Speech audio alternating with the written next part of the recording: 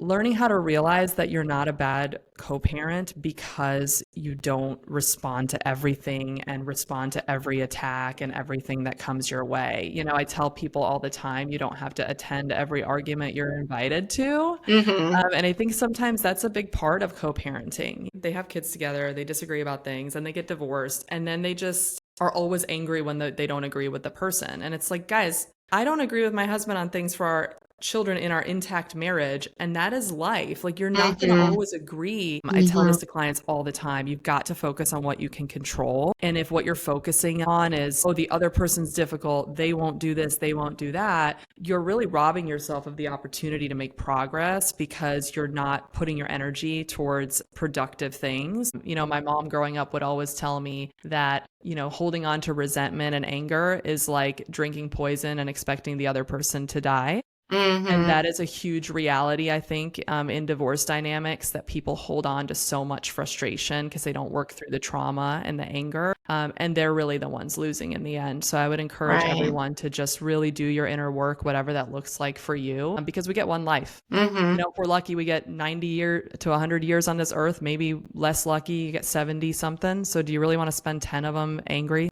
It's not worth Right. it. And you see people time and time again, 10, 20 years after a divorce, still bitter and angry, a lot of times still alone, Mm. not able to hold down relationships for more than a couple of years because they don't do the healing and they don't do the inner work to accept what they can't control, to accept how things ended. And, maybe if there was infidelity or some kind of trauma that happened, like deal with that inside so that they can forgive and move forward. And there is a reality to blended family life when a person comes into a dynamic that, there was a marriage, then the marriage ended. Now we've got two households. As an adult, like, I have a certain way that I want to have my household run. Mm-hmm. And my husband's ex might have a different way that she wants her household run. And my husband probably has a third way that he wants his household run.